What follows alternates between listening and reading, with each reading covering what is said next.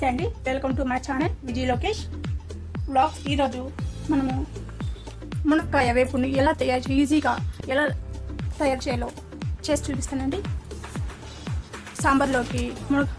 సాంబార్లోకి పప్పుచారుకి చాలా టేస్టీగా ఉంటుందండి. మునక్కాయ వేపుడు అండి, జ్యూసీగా చాలా టేస్టీగా ఉంటుంది.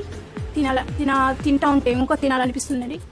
మునక్కాయ వేపుడు మీ ఇంట్లో కూడా ఒకసారి ట్రై చేయండి. ఇప్పుడు ఎలా చేయాలో నేనైతే ఒక 4 మునక్కాయలు తీసుకున్నాను, చాలా పొడుగ్గా ఉన్నవి. ఇప్పుడు చిన్న చిన్న ముక్కలుగా కట్ చేసుకుందామండి. మునక్కాయలని ఇలా చిన్న చిన్న పీసులుగా కట్ చేసుకున్నానండి. ఇలా చిన్న కట్ చేసుకుంటే తినడానికి చాలా బాగుంటుంది. ఇప్పుడు మనం ఈ కాయల్ని ఉడకబెట్టేసుకుందాం. ఒక 10 నిమిషాలు ఉడకబెట్టేసుకుందామండి. ఇప్పుడు స్టవ్ వెలిగించుకుందాం.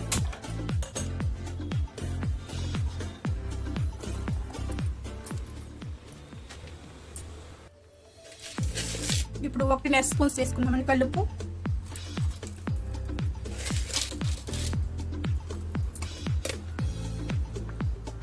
దీన్ని ఒక 10 నిమిషాలు ఉడకనిద్దాం.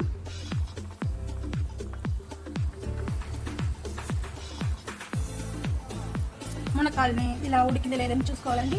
ఉడికిపోయింది. ఇప్పుడు పోపేసుకుందాం నీళ్ళంతా. ఇప్పుడు పోపేసుకుందామండి. ఒక 2 స్పూన్ల ఆయిల్ వేసుకుందాం. నూనె వేడెక్కిందండి. ఇప్పుడు ఆవాలు వేసుకుందాం.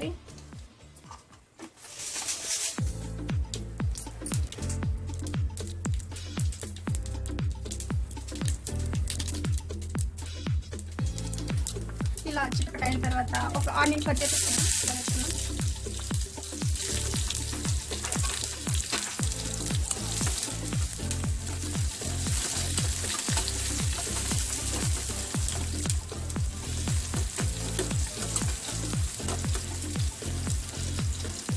ఈ ఆనియన్ గోల్డెన్ కలర్ వచ్చేదాకా మనం వేయించుకోవాలి.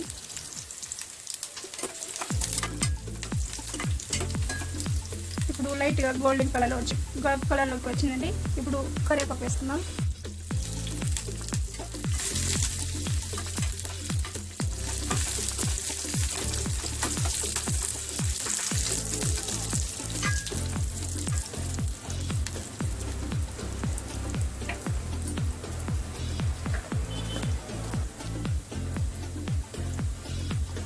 ఒక 1/2 స్పూన్ పసుపు యాడ్ చేసుకుందాం. ఇలా కలిపేసుకోవాలి.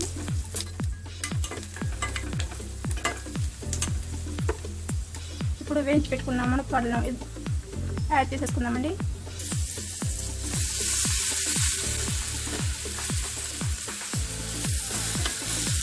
ఇలా కలుపుకోకూడదు, అంత ముక్కలుగా అయిపోతుంది.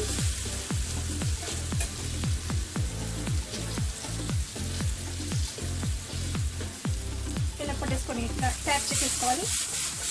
ఇలా చేసుకుంటే ముక్కలు అలాగే ఉంటుంది, మ్యాష్ కాకుండా ఉంటుంది. ఇప్పుడు వేయించుకున్న పల్లి కారం పొడిని దీంతో యాడ్ చేసేసుకున్నాం. నేను ఒక 3 స్పూన్స్ వేసుకుంటున్నాను.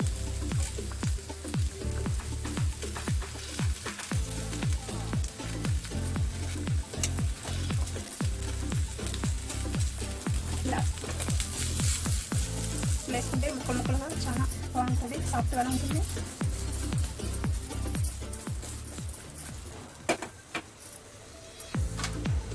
రెడీ అయిపోయిందండి మునక్కాయ వేపుడు. ఇప్పుడు గార్నిష్ కొంచెం కొత్తిమీర కొద్దిగా వేసుకుందాం.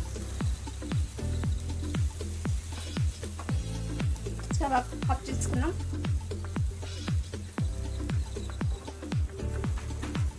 రెడీ అయిపోయిందండి మునక్కాయ వేపుడు. మీరు కూడా ఒకసారి ట్రై చేయండి, చాలా బాగుంటుంది. సాంబార్లోకి పప్పుచారుకి చాలా బాగుంటుందండి. మీరు ఒకసారి ట్రై చేయండి. ఈ వీడియో నచ్చినట్లయితే లైక్ చేయండి, షేర్ చేయండి, సబ్స్క్రైబ్ చేసుకోండి.